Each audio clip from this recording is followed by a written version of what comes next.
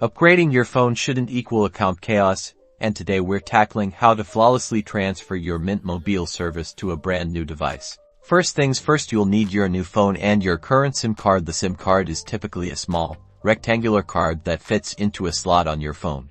Next, carefully remove your current Mint Mobile SIM card from your old phone. You'll usually find the SIM card tray on the side or top of the phone, accessible with a SIM ejector tool or a paperclip.